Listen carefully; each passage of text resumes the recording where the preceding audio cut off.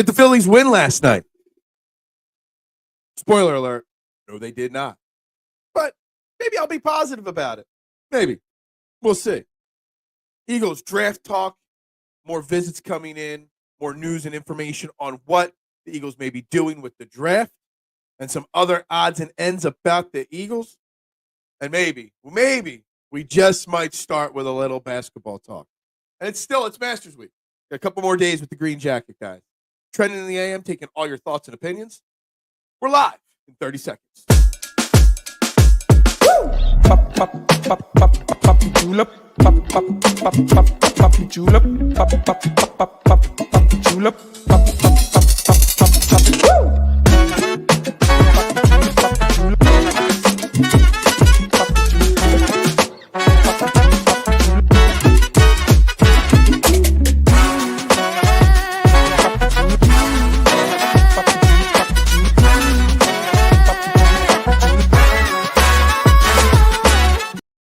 And a very good morning, everybody, and welcome to Trending in the AM right here on the STT Sports Network. We are live. YouTube and Twitter, you know the drill. Wherever you are watching, please hit that like button. Please hit that subscribe button. And please, if you haven't already done it, hit that share button. To tell one, to tell all, this is the morning show you got to get into. The only show where your opinions actually matter. I'm your host, Phil Stiefel. You can find me all over the place doing so much social media and content, making pizzas, doing it all. Greatly appreciate it following all my platforms as well, guys. And we got lots to talk about today, okay? Lots to cover today. The Phillies are on the agenda today. Yes, the Phillies lost last night in not the pitching duel of Zack Wheeler, Chris Sale that we thought, but a slugfest, and some runs were given up, as expected. Yes, Eagles talk. Draft talk, a couple more names have been released that have been brought in for the top 30 visits. A couple intriguing names that the Eagles could target in the draft in a couple weeks. And I do, yes, want to pain myself a little bit and talk a little Sixers. Because there's some news in the NBA yesterday that just made me laugh about how bad the Sixers truly are. So we're going to get into that as well in a second. First and foremost, let's fire through the first few comments that came in late last night, early this morning before the show went off. Just ignore last night. It doesn't fit the Phil's pitching narrative. Yeah, you spin the narrative however you want to tell a story. If we're going to pound our chest about the Dodgers, then pound about inconsistency. The more things change, the more they stay the same. Bring the damn kids up. We're jumping off the bandwagon after one game. Sorry. Not quite that level just yet. Barbara commenting last night, no, the Phillies lost to a depleted Braves team, and the bad Nationals killed the depleted Dodgers team again. Yeah, it is. It is what happened. It is. And, there is plenty to get into with last night's Phillies game. We will touch on it a lot. What's with the jacket? It's Masters Week, Marshawn. The greatest golf tournament in the world. Tomorrow morning, Thursday, round one of the Masters. That's like Thursday for first day of March Madness for me. Thursday at the Masters is like opening day. Sunday at the Masters is like the Super Bowl and World Series and the Final Four all rolled into one. You only get one of these green jackets by winning the Masters, Marshawn. And I think you were the one that put it on one of my shorts. It looks Kelly Greenish. It does actually kind of got a little bit of a Kelly Green flair to it, just so you know. But I got to wear my Masters jacket Masters Week. Why not? I don't think I won. I know you only get this by winning it or stealing it or buying it off a teammate. Just so you know. What's up, Anthony? The bullpen hasn't been good this year. Letting Hoffman walk looks like a huge mistake. Yeah, I don't know how Hoffman is doing so far, Anthony. I know there were some health concerns with his arm that may have played a factor into it because I think there's another team, Baltimore, had offered him a big deal, and they walked away from it because of his physical. So maybe there's that. But the bullpen has not looked great. Ryan Kirkering did not look good last night. It was one outing. Zack Wheeler did not look good. Obviously, I'm willing to give Zack Wheeler a pass to an extent because he is great. All right. But it definitely wasn't a well-coached and well-played game last night.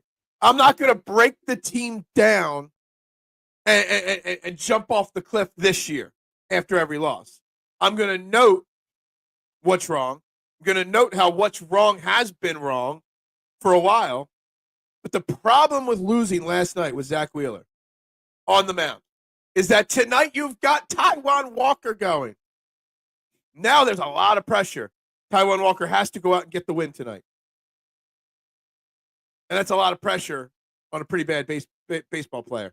What's up, Little G? Good morning. Rahm wins the Masters. Book it. You know, he's not my pick to win the Masters. K-Well. He's not. But the more and more I talk about it, and the more and more I think about it, I do like the Rahm to win the Masters pick. And if his odds were better, I'd probably throw an extra bet out there on it. I do have what I'm calling my pizza parlay, K1, if you didn't catch Fairway to Heaven last night. It's a little placement parlay. Top 5 finish for John Rahm, parlayed with a top 10 finish for Brooks Koepka, parlayed with a top 20 finish for Akshay Bhatia. It pays out 62.5 to 1. So I really like that. That's my investment on John Rahm right there. Sucks they gave some life to the Braves. The Braves were not going to be 1-8 bad all year, Anthony. They were obviously going to play better baseball. They were obviously going to improve. I'm not surprised. The Braves are a very good baseball team. They're injured. They got a suspension, a couple things. But the Atlanta Braves are going to win a lot of baseball games this year. Just because the first 2 or 3 weeks, it doesn't mean anything. You can't give the Braves any hope because they will come back to get us and everyone else later in the season. Well, they gave them a little hope. Put up a 5 spot against arguably the best pitcher in baseball in Zack Wheeler. It's not good. Well, I mean, it's great for the Braves' confidence. It's not good for the Phillies. Not good for the rest of baseball to see that a team that was ice cold was able to light up a pitcher that through his first 2 starts was as dominant as can be. And again, like I said, now the Phillies are stuck in a spot where they have to win tonight with Taijuan Walker. Tiger Ace, what's up? I wouldn't sign Simmons despite the history with Fangio. We need youth for the long run. Look, Tiger, I planned on talking a little Justin Simmons, and we get right into the Eagles too, because that's what I do. I talk what the people want to talk about. Justin Simmons was on the Kay Adams Get Up show, whatever it's called, and he was talking about his relationship with Vic Fangio and how he wants to play for the Eagles and Vic Fangio one more time. My question is, why? Why hasn't Justin Simmons played for the Eagles yet or been signed? Because we talked all offseason last year about Justin Simmons coming to be a part of the Fangio scheme. And he just dangled out there a free agency right up to the draft, after the draft, etc. Just sat out there available. Then after the draft, signed with the Falcons on a 1-year deal. And here he is again this year. Just dangling on out there. Still nobody wants him at this point. Now, I will say, I like the idea of Justin Simmons, knowing that one of the new top 30 visits that have come to the Philadelphia Eagles to visit is safety from Penn State, Jalen Reed, who I've mocked to the Eagles in the 3rd or 4th round multiple times. So you draft a guy like Jalen Reed, who might need some time to learn and develop a little bit, and you sign Justin Simmons to a 1-year deal. I think that those 2 guys with Sidney Brown, with Reed Blankenship, that little weak safety room might be turning the corner now. So a Justin Simmons, Jalen Reed combo, not a bad idea. Not a bad idea. What's up, Rick? How you doing this morning? Braves were not dead even when they were 1-8. It's absolutely. And I said that in the same night, in the same right, even if the Phillies got swept in the series, it's not the end of the world. Absolutely. I'm working very hard, Rick, to not overreact to every win and loss this year. Now, I will overreact to certain decisions made, defensive, pitching matchups, different things, lineup construction. I'll overreact to that stuff. But win-losses, we know it's a long season. We know the Braves and the Phillies are going to win a lot of games this year. There's going to be ebbs and flows, as always in baseball. All that matters is October, though. All that matters. I'm tempted to put a 5 on Bazudenhout for the – I don't even know what his odds are. Is Bazudenhout even in the Masters? I think he is. Simmons is probably asking for too much money to sign with. And that's what I thought last year, too. And I don't remember what the deal last year was. I think it was like 1 year, $8 million, 1 year, $9 million, something like that. But if he wants a chance to play for Vic Fangio, if he wants a chance to play for a Super Bowl, he should come to the Eagles price. But that's all we've talked about for 2 off seasons now is Justin Simmons. Like, sure. If the Eagles really had interest in Justin Simmons, he'd be here already, wouldn't he? It almost sounded like Justin Simmons on the Kay Adams show was trying to sell himself to the Eagles. Like the Eagles aren't interested as much as he is. And he's trying to out there pump him up and be like, yo, you should hire me. Like, it's kind of weird. I've never seen a player petition so hard for a 1-year deal with Philly like that. It's kind of weird. It's kind of crazy. But it is what it is. But, again, Tiger, if you're going to go get Justin Simmons, then you're not drafting Starks or one of the first-round safeties for the Eagles. You're drafting something else, and you're drafting a safety in the 3rd, 4th round. You look at it. So far, 19 of the 30 top 30 visits have come to Philly so far. 19 of them. Jalen Reed yesterday was the first safety to have a visit with the Eagles. We've had 1 safety, 1 running back, 3 cornerbacks, 3 defensive tackles, 4 edges, and 7 offensive linemen have reported been top 30 visits for the Eagles. Tells me those top 30 visits where the Eagles' eyes are. They're on the offensive line, defensive line. Again. They haven't visited with 1 tight end yet. Go figure. I think sometimes in this city, we always have a football mentality, freaking out about every single win and loss, but in baseball, got to have the slow and say, look, I get it. The thing is, that slow and steady story that's told in baseball does tell a story, though. Okay? Because last year we won 90-some games, 95 games. But the story wasn't that we were a 95-win team. Because realistically, after London, we were a 500 team. So you got to break that story down into different chapters and see why we got to certain spots.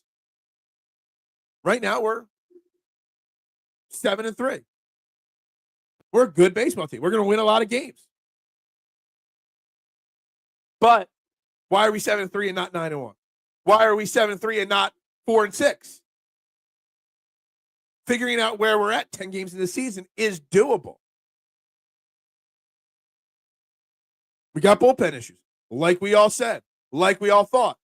We've got issues in the outfield still. We might have an Alec Boehm issue, but it's too late at this point to make changes until later in the season. Market this year has a lot of people older and less youth. We need younger guys, not older guys. Absolutely agree. We need younger guys. But the fact that out of 19 guys, only 1 safety has been brought in so far tells me that the Eagles are either A, happy with what they got, or B, thinking differently about the safety position. Not always the case. Not always the case. But last year was last year. Got to let this year be this year. And that's fine if major changes are made.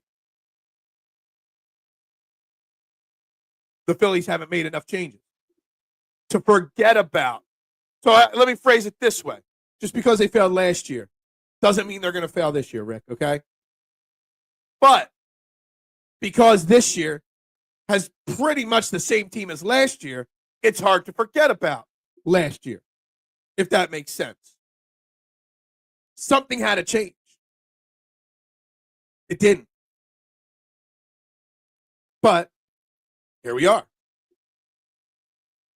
Boehm will still hit 20 home runs or more with close to 100 RBIs. No panic. I think if the person on the Phillies, not counting the bullpen, because the bullpen, I don't even know what to think about the bullpen yet. If the person I'm ready to panic the most about on the Phillies, between the starting pitching and the starting lineup, Alec Boehm is definitely the one I'm panicking on the most. Alec Boehm looks like he picked up this year right where he left off last year, with no real philosophy at the plate, just swinging at everything. I mean, what was it, Saturday? They swung at 5 straight pitches in 4 at-bats combined. It's just not good. You know, a couple plays last night defensively. I mean, they were tough plays, but it almost feels like Alec Boehm's regressed a touch.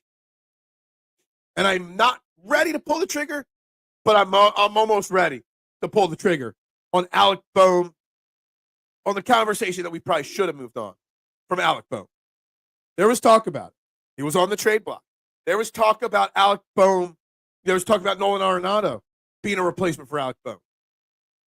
And it might be time to have that conversation about what is the future holding for Alec Boehm with this team. Brandon Marsh, we know Brandon Marsh already is probably not the everydayer. Rojas, we're unsure about. They're trying to find a space for Edmundo Sosa. Boehm has more potential than all those guys combined.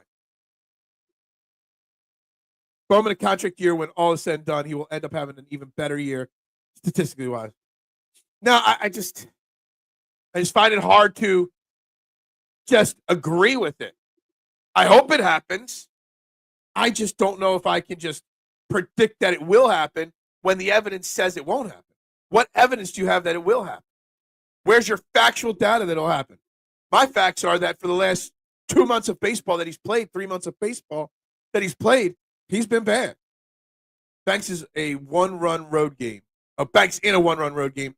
Play stupid games, win stupid prizes. Wheeler channeled his inner Nola. Well, let's not turn this into an Aaron Nola bashing. Because what do you want to be, like John Marks? John Marks out there comparing Aaron Nola to Joe Blanton? Like, what the F? The Aaron Nola criticism really rubs me the wrong way. Aaron Nola gets booed last weekend for giving up 3 runs in 6 innings against the Dodgers and gets booed. And then the next day, you got Christopher Sanchez out there going 5 1/3, giving up 4 runs and getting a standing ovation as he comes off the mound.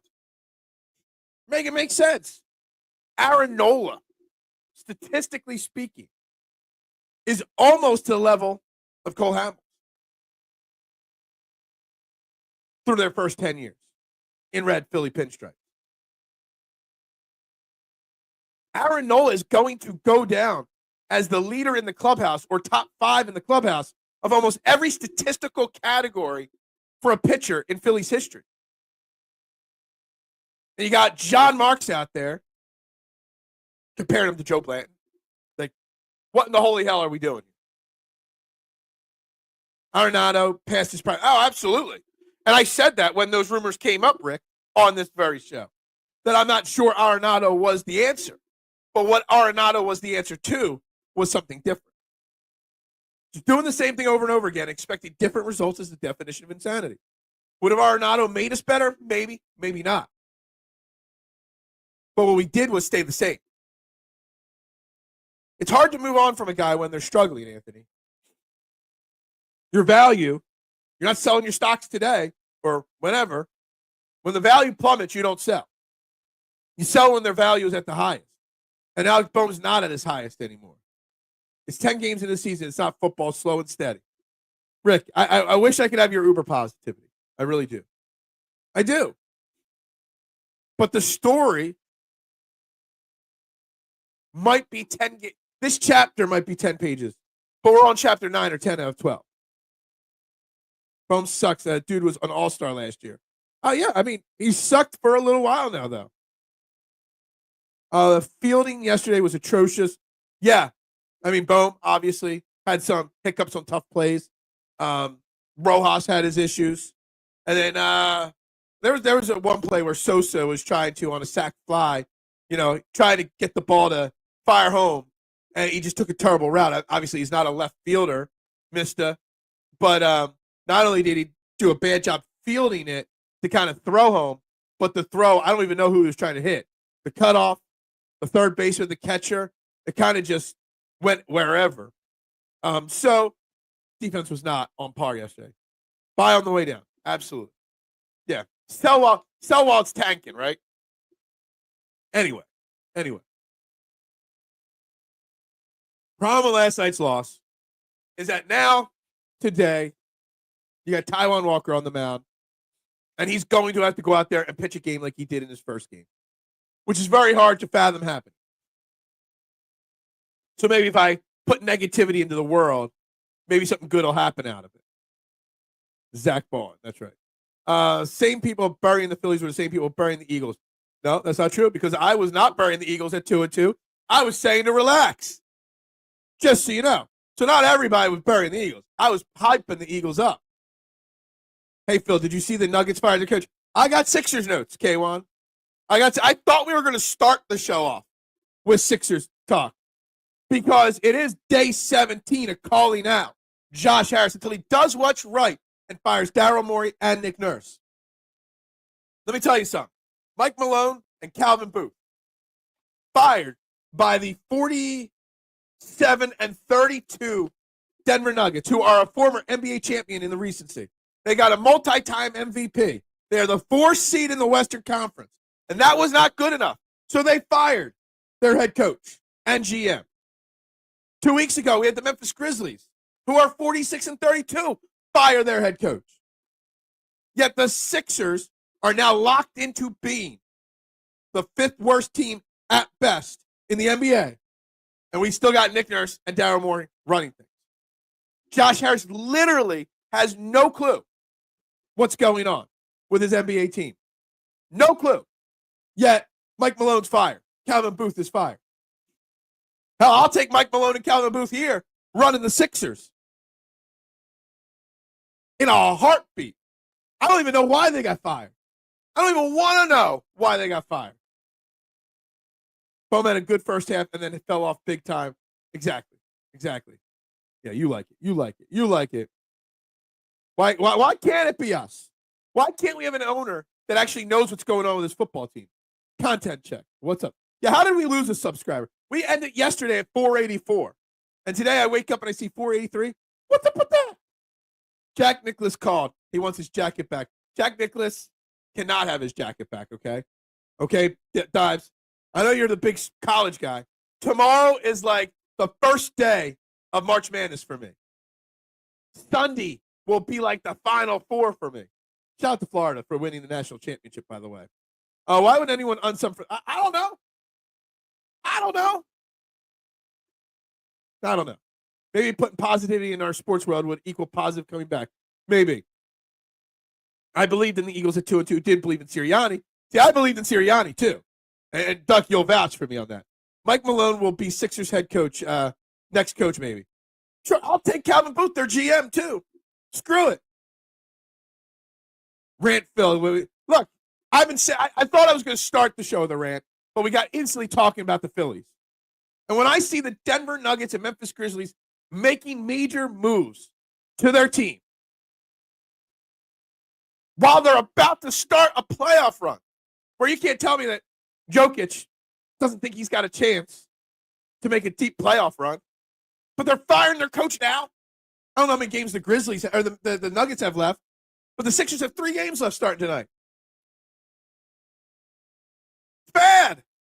We still got Nick Nurse and Daryl Morey that don't have a clue. We got Josh Harris that doesn't know they don't have a clue. Yeah, Rant Phil. Damn straight it's Rant Phil. This team has too much of a budget to worry about the Super Twos. If any of these prospects perform, you bring them up.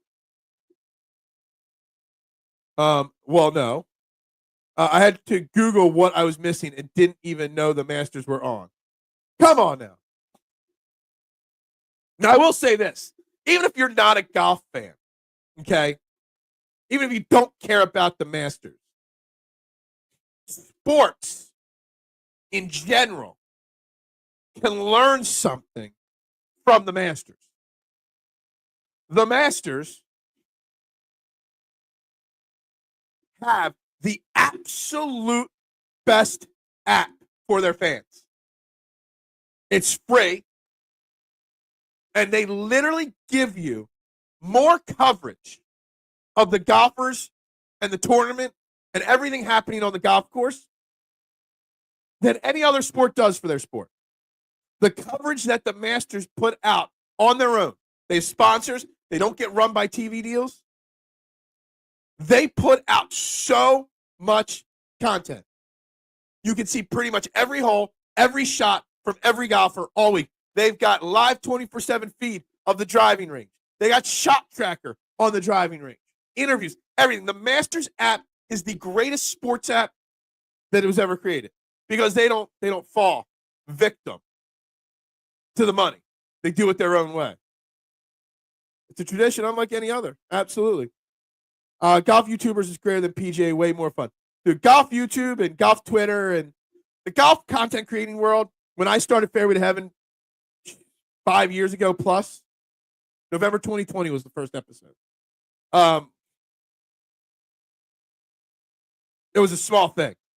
Now there's so many big timers doing golf YouTube and stuff like that. It's the greatest game there is to gamble on and fantasy-wise. It would be unfortunate if Bohm was not mentally put together well enough and pressed too much in his contract season. Topper would put that on the table last October, unless the injury was something. Yeah, I don't know what to do with Alec Bohm.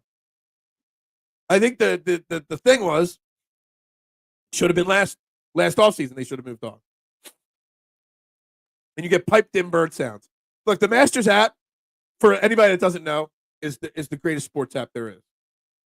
Grant Horvit and the Dodd King are amazing channels. Highly recommend. I don't know those channels. But I'll look them up. The Masters on CBS. The Masters is just great. It's just, you literally, like, golf has a problem with fans and growing the game. And you have a network called the Golf Channel, and they show like 2 hours of actual golf every single week. NBC, CBS, they get the main tournaments throughout the year. More commercials than anything else. The Masters pay to have limited commercial interruptions. The Masters have the app with no commercial interruptions. Sports world, and especially the PGA Tour, can learn something from how the Masters presents their product to the audience, to the viewing audience. The NBA could, baseball could. You want me to put bird sounds out? Okay. Or you could just hit that like, share, and subscribe button. I mean, it's that simple. Grant Horvit is an amateur golfer, makes PGA Tours and films his entire reaction on all 18 holes. King plays the entire 18 with a driver and takes on big-name golfers. It's hilarious. I like that. So I guess you would have liked, I bet you liked the Bryson DeChambeau stuff, too. The break-in 59, or the videos he did of hitting the balls over his house.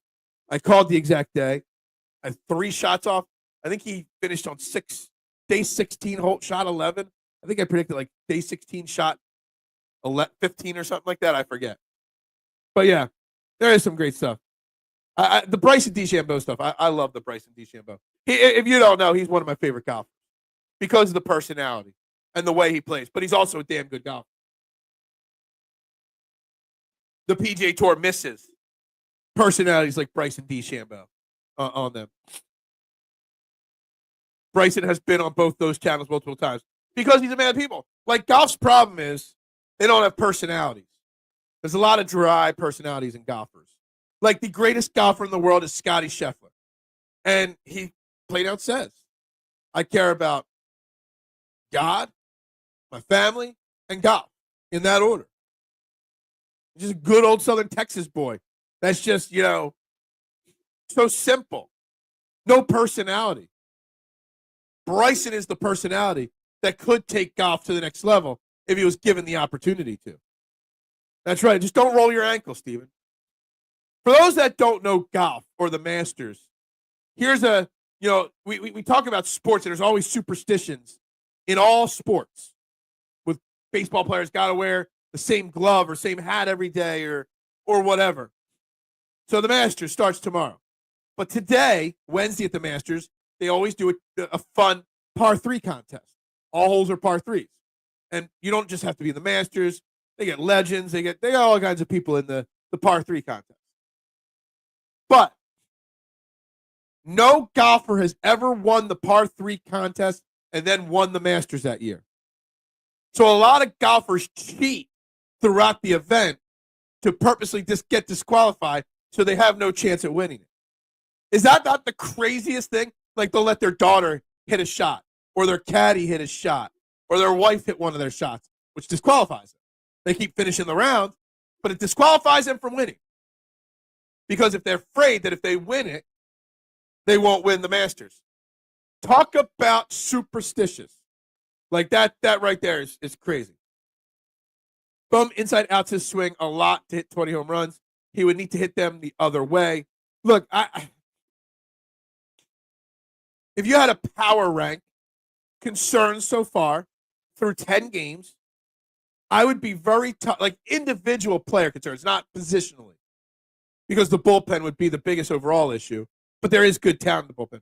I would say, player by player, the most disappointing or the most concerning Philly so far is definitely Alec Bohm at this point. Absolutely.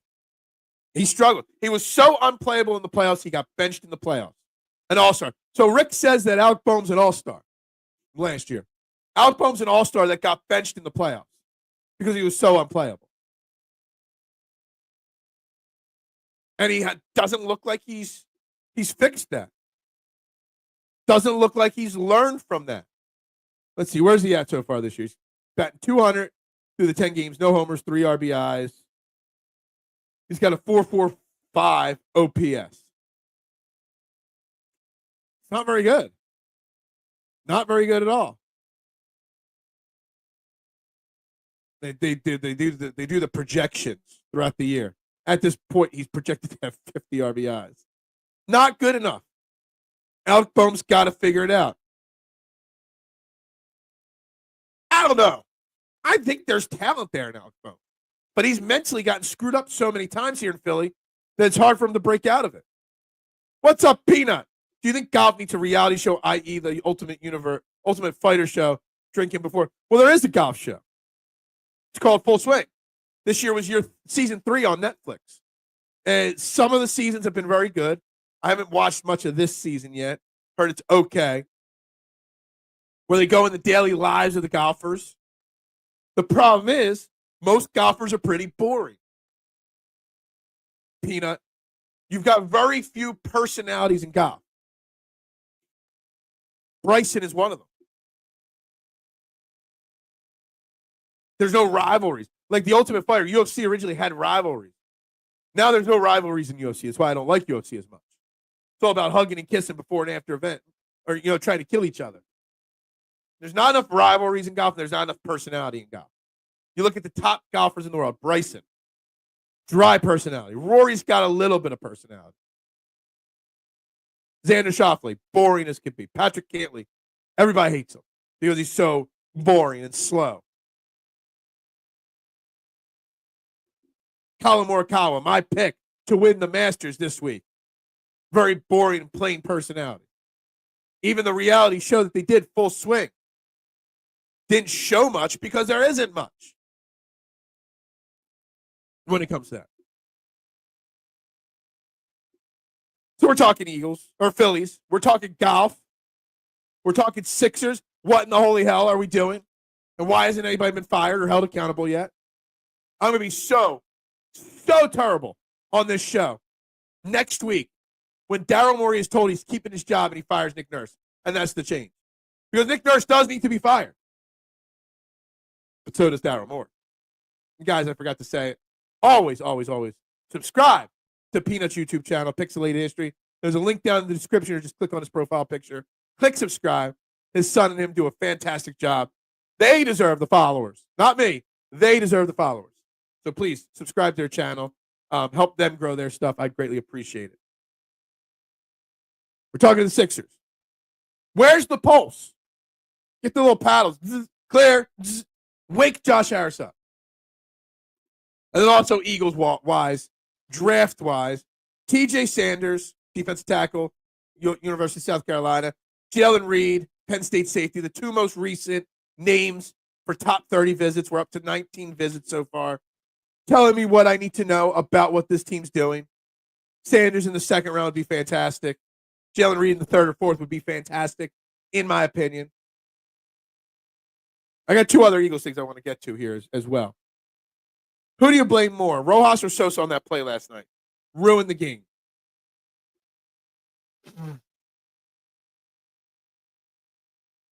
I don't know. Can you really blame Sosa playing an outfield position that he's never played? If you're going to blame Sosa, you got to blame Rob Thompson for putting Sosa out there when he's not ready. I guess. I give Rob Thompson credit. Yes, look, I gave Rob Thompson credit for trying to find a way to get Sosa in the lineup every night. Rojas is not an everyday baseball player, but he's going to be forced to be a platoon player because Brandon Marsh can't play every day. It is what it is. With the Eagles, Ray Didinger was on WWWIP yesterday. And he talked about Marshall edge rusher Mike Green that he thinks should be the Eagles' top choice in the draft. They might have to trade up to get him, something we talked about yesterday. Now, Howie Roseman said he would never evaluate, scout, or draft anybody with any domestic violence issues in their past. Now, Mike Green has been accused a few times of some domestic issues. Never been charged, never been arrested, never even been questioned.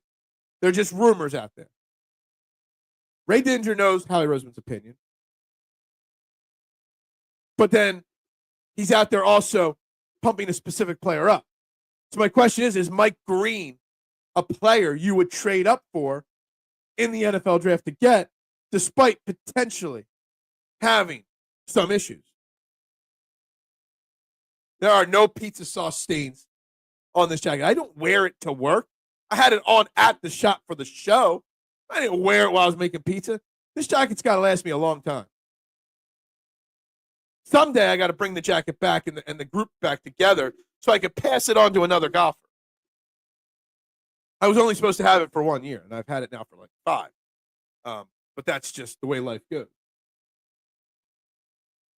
So at some point, Joe, the jacket won't even be mine anymore. The jacket will be passed down to the next generation at some point. Mike Green. When Ray Didinger talks about a football player, or when Ray Didinger talks football, period, I listen. And Ray Didinger knows these opinions on domestic violence. I'm sure he agrees with them, but says that that's the guy the Eagles should target. So I'm really curious about that. I wouldn't want to, neither would I, Peanut. Nobody. Domestic violence is one of those things you just don't mess with. But do they, like, what do we make of somebody's name that's been talked about like this? It's not like he was arrested and let go and charges were dropped. It's not like he was questioned about charges. It's not like he was even questioned about, he wasn't even questioned about the idea that was thrown out there. We have plenty of times seen men set up for these kind of things and women, change their tune. Does Ray Didinger know something that we don't about the situation, that like NFL teams know about it, that we don't? Because Ray Didinger knows that Howie Roseman wouldn't do it, but he's still bringing this guy up as a name to watch. He puts him in the same class as he had Quinyon Mitchell going into the draft last year. A guy that won't be available for the Eagles, but should be the number one target of the Eagles. And he was right on Quinyon Mitchell. So I don't know. I just wanted to throw his name out there. I talked about yesterday trading up in the draft. Major trade up. Moving up far to make a move to improve this team. And when you look at it, offensive line, the next most position brought in so far for top 40 visits or top 30 visits is the edge. So we know he wants to bring in an edge rusher early in the draft.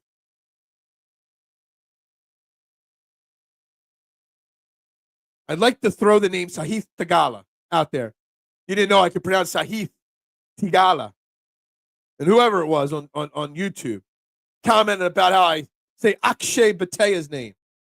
Yes, I changed the way I pronounce Bhatia. All the time. Bhatia, Patata. And Akshay. But Sahith Theegala. Golf's got great names, K1. They got great names. Bazunhu. Theegala. They got a lot of good ones. They do. They don't got a lot of personality on the PGA Tour, but they damn sure got a lot of good names. K1. Colin Morikawa. Not John Rahm. Will win the Masters. 18-1. Next favorite bet, Brooks Koepka. 38.5-1. Love that. And Akshay Bhatia, 120-1, where his number's like 60 now. Can't beat $5 late at 120-1 for a golfer to win a golf tournament. Can't beat it. I'm going to add more bets today if I have time at work. Maybe some first-round leaders, maybe some matchup bets. We'll see. As always, going way too crazy Masters week. Way stretching my budget thin. But that's what I do. I stretch my budget thin every year at the Masters. It's just part of it. To a football gambler or to a March Madness or a college basketball gambler, and then March Madness comes and you go from betting $5 a week, $10 a week to $50 a game. That's me with the Masters. I just go all over the place with my betting and all. All right, back to it. Phillies lose. Sixers still haven't fired their head coach or GM. And the Eagles draft is now, what's that make it? 2 weeks from tomorrow. We are now 15 days away from the NFL draft. Oh, and stay tuned. Friday, 8:30, join us will be Sean Bernard.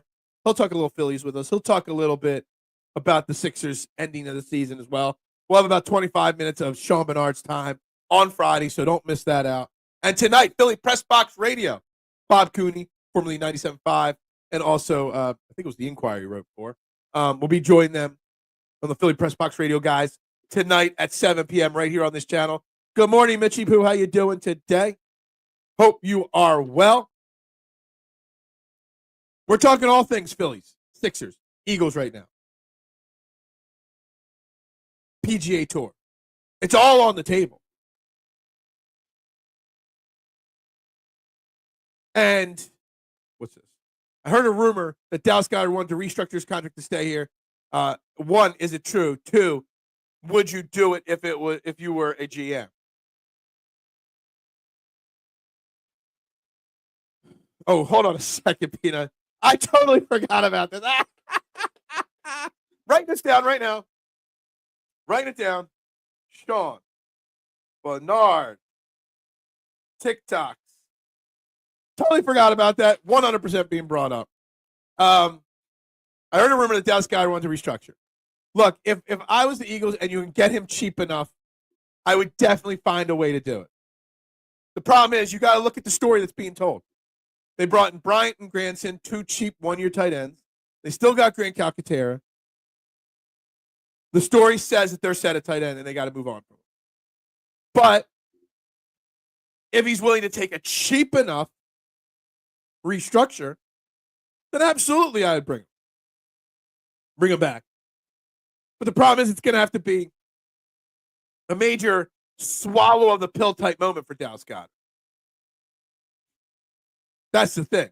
Would Dallas Goedert swallow the pill big enough to be like, all right, well, I want to make $12 million. They're only offering me $3 million. Can I accept that to stay here? And I don't think he does. I mean, he's 30 years old. He's injury prone. How many more years does he have left? He could probably get one more good extension for whoever trades for him, or if the Eagles release him. I will definitely bring that up. Would you want Harper and Turner in the outfield? I've heard Harper say that he would go back to the outfield if necessary. Sure. I don't know how I feel. I don't hate it. I also don't want his arm getting hurt again. Turner, I think they dabbled with that idea last year, Zach. I don't know if there was reports that he didn't do well in, while I was practicing and learning the position. I don't know why they didn't do it, because they did talk about it. But here's the question: what purpose is putting Harper? What are you doing here? Harper turning the outfield. Okay, is this to get Edmundo Sosa to play every day? Is this to get Alec Boehm off of third base? Or is this to get Brandon Marsh out of the outfield? Just hypothetically, you put Harper back in right field. That means Castellanos goes to left field, and then Kepler plays center. Or what are you going to do? Then you put Boehm at first, and then you've got Sosa third. Is that really maximizing your defense? Same thing with Turner. You put Turner in center field. First and foremost, people got to understand that Edmundo Sosa is having a great start to the season. But he had a great start to the season last year as well. And then fell apart. Then leveled out. Then bottomed out for stretches. Edmundo Sosa is a great bench guy, a great role player. And when his hand is hot, you ride him. But Edmundo Sosa starting 150 games a year is not going to work out as well as people think. The Team Digest brand really needs to stop with their predictable clickbait BS titles. The Team? I don't know what you mean there. Goddard is gone. I believe Dallas Goddard is gone. I believe the story says he's gone. Now, I think the story is that he's not even worth a trade. Like, I keep saying, like, a team would give up a fifth, maybe with a conditional fourth, but I don't think anybody would trade for Dallas Goddard at this point. They're just going to have the Eagles cut him. I guess it's post-June 1st. And then pick him up cheaply. That's what's going to happen. It's one more good Ty Walker start away from the Phillies being forced into an impossible decision. We need a good start from Taijuan Walker tonight. With Zack Wheeler losing, that puts a lot of pressure on Taijuan Walker to win a baseball game tonight. No, you keep Nick where he's at. He's deserved at least that from me. He means everything. So then what are you doing? You're putting Harper? I don't think Harper's ever played left field. I think he did play a little center with the Nationals, but I don't think he can play center anymore. So you put Harper in left field and Kepler in center. Can Kepler play center field? I don't know. What I'm asking is, you move one person. What's the what's the cause and effect, of moving that one person? Where does everybody else go? Nick Castellanos, I agree. He's learned a position right field that he never really played before, and he's become damn good right fielder, which is crazy because he doesn't look like he'd be a great left fielder or right fielder. He's not as fast as you would think, but he covers ground. He gets great reads on balls, and he's got a solid arm. The question is, you move one to one position. What's the follow-up moves? Trey Turner's not very skilled in running to a spot. It was tried in Washington with substandard results. Okay, I didn't even know it was tried in Washington. I know they talked about doing it last year. Ride him. Okay. Child. Sixers Digest, Knicks Digest. Okay, those kind of things. That's what the team means. I don't even know how many of them I follow and which ones I do or don't follow. I don't know. I follow people, not sites and brands so much. Soso shortstop. We have a Soso shortstop now. I know what you mean, Sosa. All right, so you move Turner where? To center field. Sosa to short. And then what happens? You have weak center field. Maybe Trey Turner's bat suffers while learning a new position that, according to Nooms, he did try to do once in Washington, not so well. Not everybody's Craig Biggio, who can be an all-star catcher, all-star second baseman, and all-star center fielder. And again, go look at the month-by-month splits. I did this the other day. I'm bored and have no life.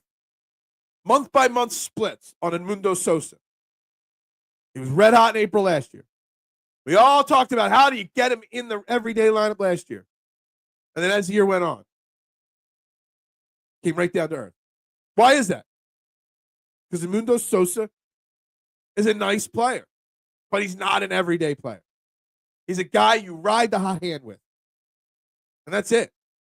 because that hot hand isn't going to last very long. That's my opinion.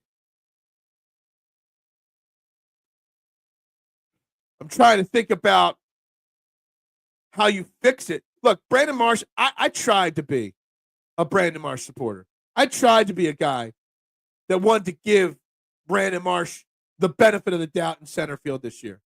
And he was told he was going to be the everyday guy this year. And we're only, we're supposed to be told it's a long season. It's a marathon. Is there anything to do with the plug being pulled on every day, Brandon Marsh, so soon? Is there? What I'm saying is Bernard is better than that, although sometimes he has so much to say in so little time. They has to come up for a little bit. Yeah, he does need to breathe in between his lines a little bit. Sean Bernard's a up-and-comer, man. I mean, he does Sixers Digest. He does the Pick Swap Pod. He does Fox the Gambler, obviously, all day, every day. He does something else, too. I forget. He's got like 3 or 4 people he works with. But that's the grind these days for these young media people. Shameless plug. You don't got to shamelessly plug. I've already plugged you guys earlier in the show chat.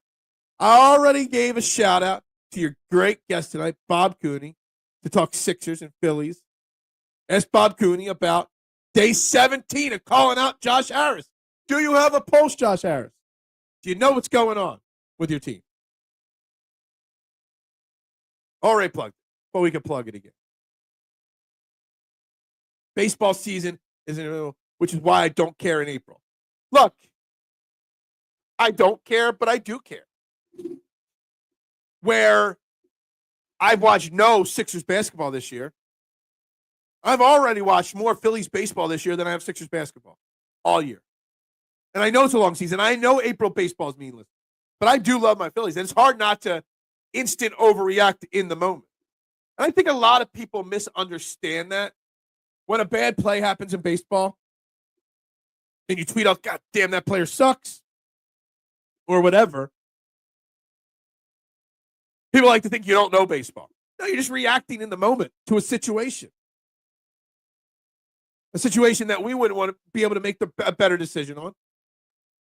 So it is what it is. But I do still live pitch by pitch, inning by inning, game by game. But you can also look at the story. You can look at the story told last year. You can look at the story told through 10 games this year. And it's the same story. It's the same story. We're having the same conversations about Brandon Marsh, Trey Turner, Alec Bohm. We're having the same conversations about the bullpen. Same conversations about Rob Thompson. Same conversation. We're expecting different results. But the conversation, the story is the same. Just like the story doesn't need to be the same for the Sixers. And when I saw Mike Malone got fired and Calvin Booth got fired, I instantly went to the NBA standings and did I miss something? And the Nuggets were stinking or something like that? Did I misunderstand something? And when I saw Mike Malone was fired, I'm like, did they go on a 10-game losing streak and I didn't know about it? And I looked and they're 4th in the Western Conference. And the owner found a reason to fire and clean house a week before the playoffs. When I saw that, and then I thought about how the Sixers still have everybody. I didn't know what to do. Yep, it will be Rob Thompson making dumb decisions. It always will be. Always. Where's Bob Cooney been? I remember he used to do stuff with the Cuz. Yeah, I don't know where he's been. I've seen him do a couple podcast appearances. I see him tweet all the time, Nooms. But he's still around. He still claims to be a free agent, so I don't know what his deal is and what his situation is. He's a good guy, not over-the-top clickbaity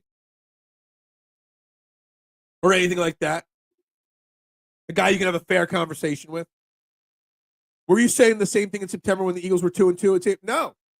I was all on board the Eagles in September. I told everybody to relax in September. because I knew the story was unwritten. Okay? And I've been very open about this, Joe, that the difference between the Eagles, Rick likes to claim in the comments that this Phillies season is parallel with the Eagles. Because everybody had no faith, and that's why, and that's it. No. The Eagles failed in 23, like the Phillies did last year. The Eagles went on to make drastic team changes. The Phillies went on to make 2 minor little tweaks. The Eagles decided to do things differently. The Phillies said, let's do things the same way.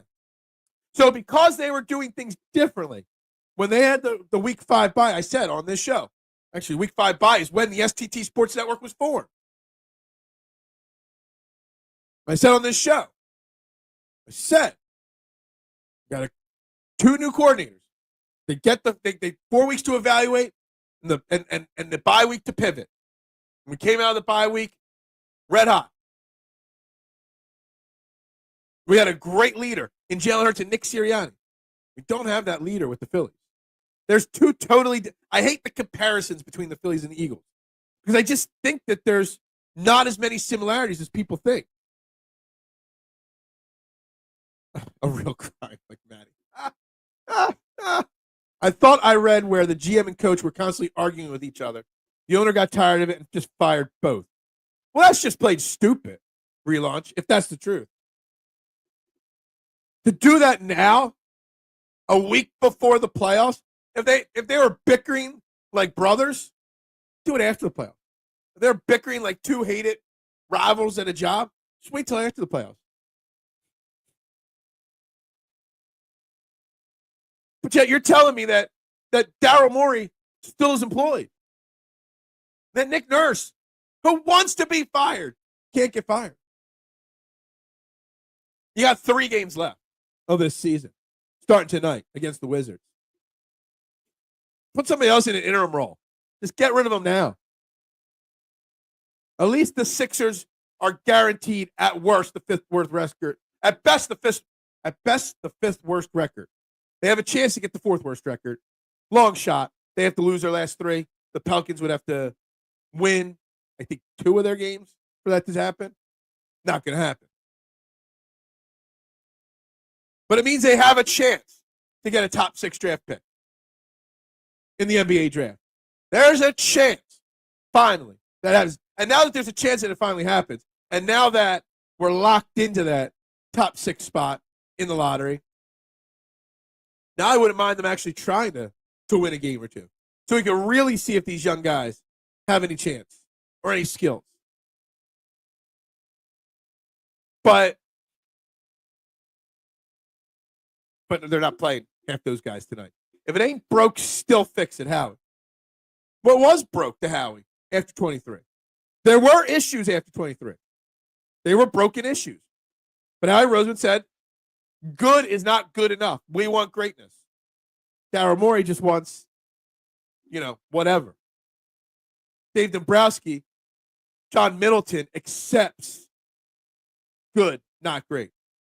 Because if good, not great wasn't good enough, there would have been draft changes after last baseball season. Mike Malone getting fired a week before the playoffs is just proof that if a team wants to make changes, they can. That it's okay to not settle for anything but perfection. It really is. It really is.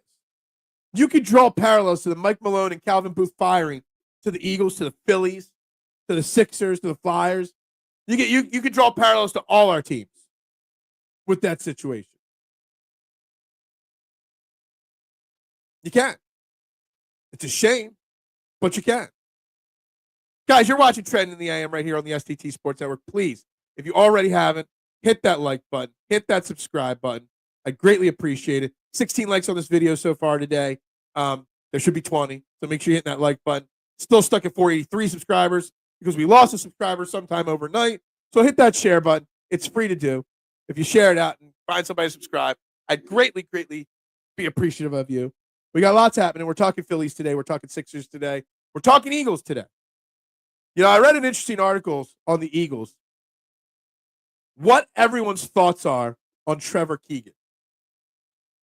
Trevor Keegan was a 5th-round pick last year. And I got this idea because Ed Kratz put out a little hit piece, not hit piece. That hit piece sounds negative. A little piece on Trevor Keegan yesterday. And I love Ed Kratz, one of my favorite beat reporters out there. That we all are assuming that Tyler Steen's the guy. And that Matt Pryor and Kenyon Green are 2 and 3 on the list. And if they draft somebody early, like a Josh Connerly from Oregon, or the Ohio State kid, Donovan Jackson, that they would be all ahead of Trevor Keegan. And I know Trevor Keegan was 16-game inactive last year. Only time he was active was week 18 and got 35 meaningless snaps in that game. But the guy is 6'5", over 300 pounds, 3-year starter at Michigan, team captain at Michigan his last year. Spent a year learning under Jeff Stoutland and Landon Dickerson. Does Trevor Keegan have a dark horse candidacy to be the starting right guard in 2025? Physically speaking, experience speaking, he could be in the conversation. And then you can have Tyler Steen still available to be that 6-man off the bench. That guy that bounces around right guard, left guard, right tackle. Could play a little bit of everything when those guys inevitably miss time, miss snaps, miss games. Trevor Keegan, I thought it was a very interesting little, like I totally honestly forgot about Trevor Keegan to an extent. They invested a lot of time training and teaching this guy. Why are we just instantly writing him off as that guy? Mitchie Poo, you love flexing this. You flexed it all over social media yesterday. Cool. Did you accidentally have breakfast with him? Or was it a work thing? Or, are you holding out that you got connections, that you got sources and connections? What did Mike Quick have for breakfast? Okay? I need exact details of what he ate. That's what I need to know. What was on his breakfast plate? Did he get the blue ribbon special? That's the question. And only a few people even know what a blue ribbon special is, but. And just so you know, children, blue ribbon special is not some dirty joke, okay? It's definitely not. So anyway, with right guard, we give Jeff Stoutland all this hype, all this credit for being Coach Stoutland University. But instead of, I fully expect the Eagles to draft offensive line. Lane Johnson's replacement, a guard, a lot of people. Obviously, 7 of 19 visits so far have been offensive linemen. We instantly said Kenyon Green could be just fixed instantly by Stoutland. But I think we're ignoring the piece that's already been worked on by Stoutland right in front of our face. The problem with Trevor Keegan last year was that he just was no room for him on this team with the Mekhi Becton breakout. So I thought it was an interesting piece done by him. I thought it was interesting information to think about. That now you got Steen, Pryor, Kenyon Green, and still Trevor Keegan fighting for it. So maybe a first round, second round guard is not necessary in the draft for the Philadelphia Eagles. Pause draft. Offense. Guards. I want to see Donovan Jackson's listed as 37 on here. Obviously, Tate Radledge is somebody that everybody talks about a lot.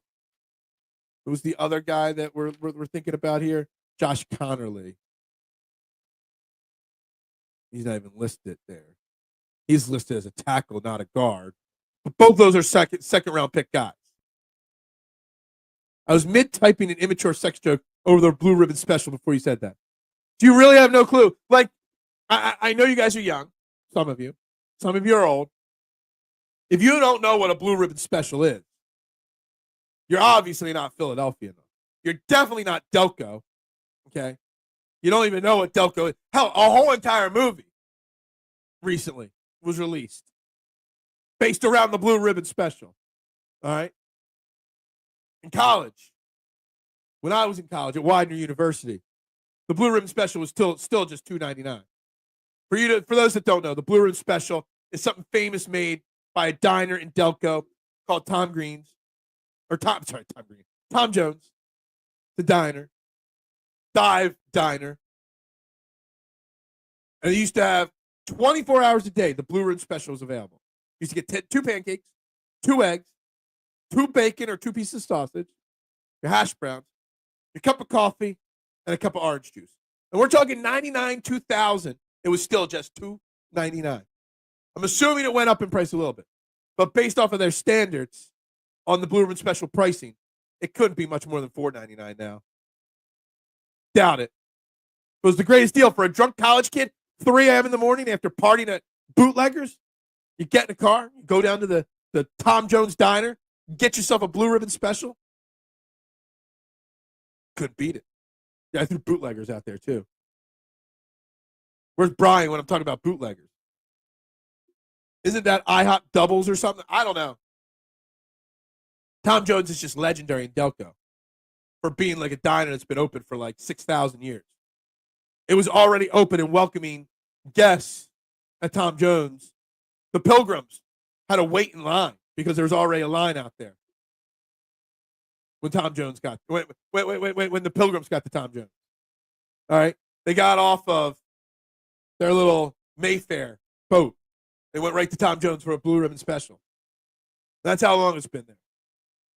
Legendary place. I still remember the first time I went in there. You want the non-smoking section. The non-smoking section is like sitting here to here with the smoking section. No divider. Person puts their cigarette out on your table. I put together names. I didn't actually get the most hated list done. Mitchie Poo.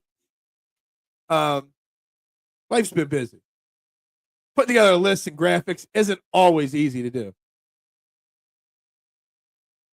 Love having breakfast at a diner, and yes, I'm a cream chip beef guy. Cream chip beef to me, it's okay. I don't love it. I don't hate it. I'm more, as long as it's made homemade, I'm a sausage and gravy guy over some good biscuits. That's my go-to. And if I'm not doing that, if it's homemade, I like some corned beef hash with some dippy eggs on top. They're my 2 go-tos. Except for there's one Spanish-run diner by my pizza shop, and they do breakfast arepas. And if you don't know what an arepa is, it's a Venezuelan cornbread. They do their eggs Benedict on arepas, and it's amazing. Mitchie Poo, you just are you are something. Mitchie Poo, you are definitely something. The most diners I've visited, Tom Jones, 1,000,000 times in my life. And Chet, even though you're not a Delco guy, I'm surprised you don't know Tom Jones when I'm mentioning it. And then for those Chester County people, Zest Diner, which doesn't exist anymore. That on gotcha on that one. Double stacked chocolate chip pancakes with a side of Scrabble. Don't ever bring Scrabble into the conversation. Scrabble is the worst breakfast meat of. I don't want to call it meat. It's not meat. The worst breakfast side in the game. That and pork roll, obviously. But pork roll is just is bad memories. And I don't do chocolate chip in my pancake. Am I weird for that? I don't like chocolate at breakfast time. I don't. But Scrabble, no. No. Should I do a Masters watch along? I don't think there's too much audience for a Masters watch along. But maybe I'll do it. Maybe. We'll see what my schedule is this weekend. Maybe on Sunday, last 2 hours of the final round. Maybe if I got nothing going on, maybe I will do a little Masters watch along. No.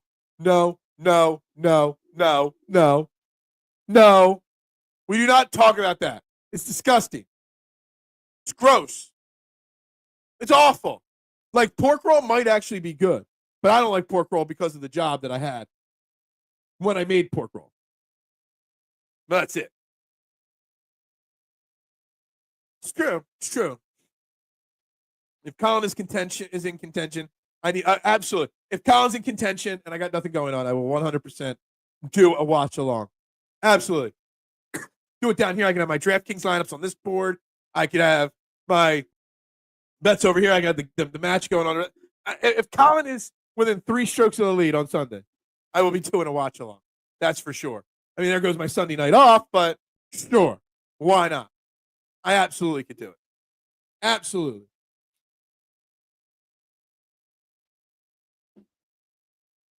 Anyway, what else do we got on the agenda here today? Eagles. Draft. Mike Green. Jalen Reed. TJ Sanders. The most common names in the conversation today. Phillies tonight. Is it a must-win with Taijuan Walker on the mound tonight for the Phillies? To not give the Braves any momentum? To not lose any momentum in the division? Is it a must-win? And finally, again, why are the Nuggets willing to fire their head coach and GM? 15 games over 500, but we are stuck with Darryl Moore and Nick Nurse still. They're the questions in the final few minutes of the show today. Mitchie Poo. Man, I want to know, over under, how many of these jokes, 30 jokes you made with Mike Quick at breakfast? Because you still haven't said anything about what the breakfast was that he had, Mike Quick. You didn't tell me anything. You just said you had breakfast. No proof. Just said it. Not any proof. What did Mike Quick eat for breakfast? I can't believe you if you don't tell me. I think it is a must-win game for the Phillies. Very, very important to not drop 2 straight games to the Braves right after What didn't our big collapse last year happen right after sweeping the Dodgers? Take 2 out of 3 games against the Dodgers, and then going out and losing a series to the Braves would be scary. More eerily similar situations. By the way, here's a little random side note. I just saw my note here at the bottom. And I got the one note for Friday, Sean Bernard, TikTok right there. He had an omelet with a side of toast. Well, what was in his omelet? Omelet's a pretty broad thing. An omelet is just eggs. What was in it? Was it a Greek omelet? Was it a Western omelet? Was it, what kind of omelet was it? So yesterday at the pizza shop, we had a catering order last night late. And we did it twice last year, that sometimes, somehow, our menu gets in front of the Wilmington Blue Rocks visitors' locker room. So the visitors at the Wilmington Blue Rocks home opener last night ate Fox's Pizza Catering for postgame. They got 6 large trays, almost 60 pounds of Philly cheesesteak mac and cheese homemade by me, right? So I'm just curious, who are we delivering to? So they were playing the Hub City Spartanburgers, the Wilmington Blue Rocks. They were playing the Hub City Spartanburgers, and we fed the Spartanburgers dinner last night. What in the blue hell is a Spartanburger? What is Hub City? And how did they find Fox's Pizza?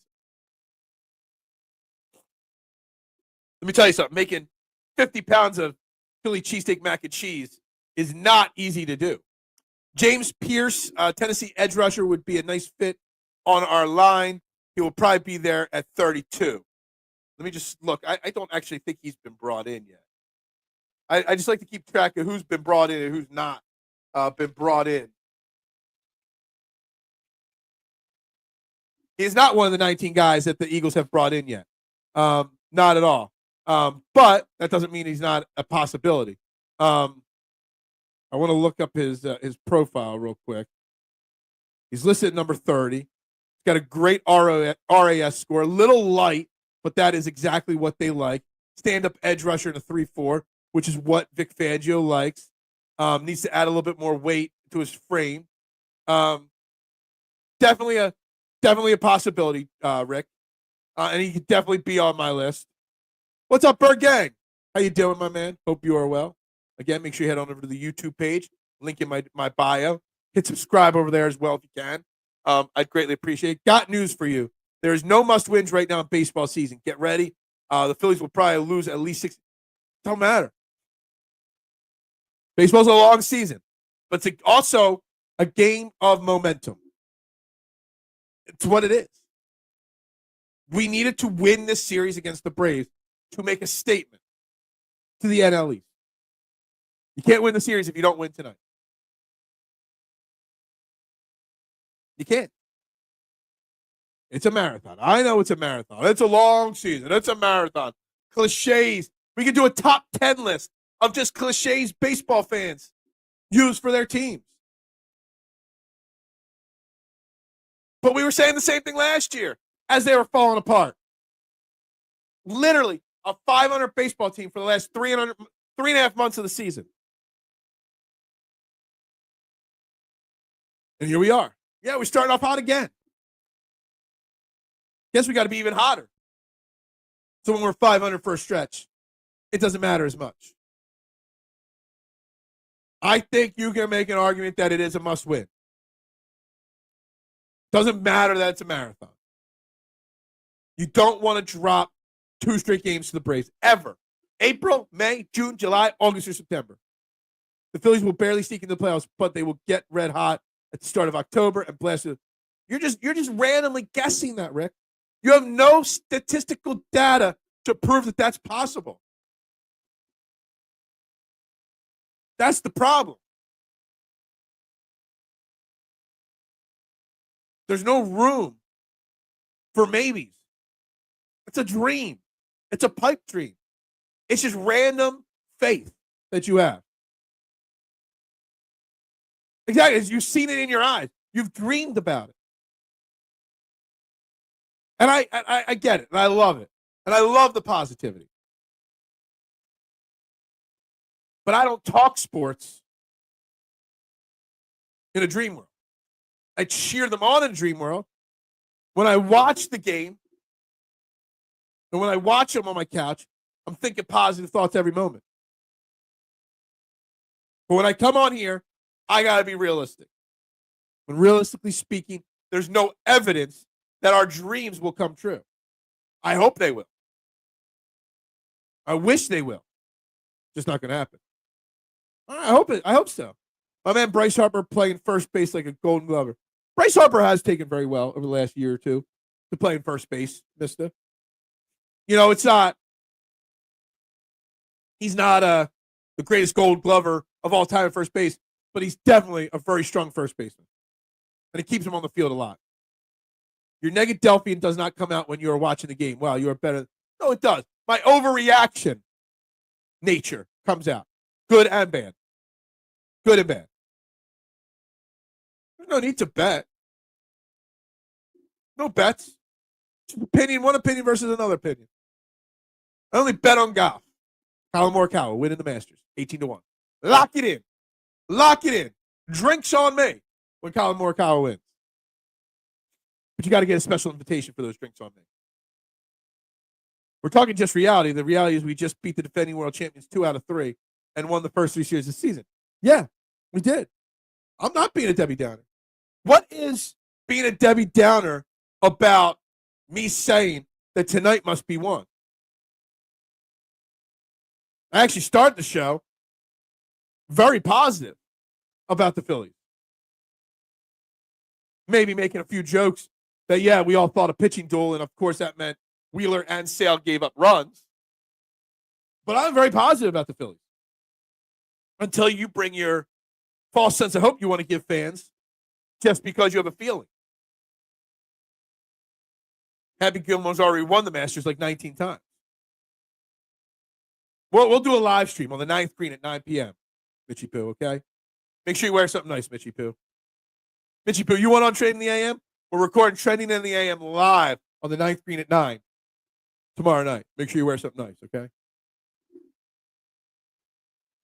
Make sure you wear something nice, like a green jacket. Just saying. All right, guys, we're getting ready to wrap this show up today. Tomorrow we talk about the Phillies, obviously, Taijuan Walker. We'll be live watching the Masters at 8 a.m. tomorrow when this show's live. I'll have the live stream up. I got to download the Masters app on my TV over here. I know the Phillies have broken our hearts in the past, but like all Philly teams, but we are in a new age in Philly sports, and many, many championships are coming. It's just blind optimism. Blind optimism. Yeah, Happy's got a gold jacket, not a green jacket. That's shooter's jacket, but whatever. We are going to do a special show, recapping the Happy Gilmore movie when it comes out. Guarantee it. Rick, can you say the same thing about the Sixers? Yeah, where's Rick's blind optimism to the Sixers? That's what I want to know. Game 80 tonight. Worst Sixers season of all time. It just is. Worst Sixers season. See? But blind optimism. They still got Joel Embiid, one of the greatest players in the NBA. They still got Paul George. They still got Tyrese Maxey, Jarrett McCain. Come on now, Rick. Come on. Quentin Grimes is going to lead us to the promised land next year once Joel Embiid gets healthy. Come on now. Let's be real. See, I can turn your Phillies optimism into Sixers optimism. They've been to the playoffs 8 straight years. This is just a hiccup along the way. Next year's it. Next year's the year. Load of BS. Anyway, I got to wrap it up. I got to get to work, guys. So, with that being said, make sure you get your Masters bets in. How about the Flyers? Not turn the tables there. Maybe. Do the Wooder Dogs have a chance of winning the title? But with this being said, as Mitchie Poo would love me to say, let's wrap it up. Okay? Everybody have a great Wednesday. Get your Masters bets in. We'll be back tomorrow with Phillies talk. We'll see what the Eagles talk of the day is. More Sixers talk. There is a reason why Wells Fargo smells a dumpster. It is a dumpster, basically now. Dumpster where the product on the court and the ice. We'll see what else comes up in the conversation for tomorrow. But whatever it may be, we'll be back here same time tomorrow, 8 a.m. Everybody have a great day. Go Birds! Like, share, subscribe, please. Let's not lose subscribers. Let's gain subscribers today, guys. Everybody have a great day. Go Birds. Bubbles up. Pop, pop, pop, pop, pop, julep. Pop, pop, pop, pop, pop, julep. Pop.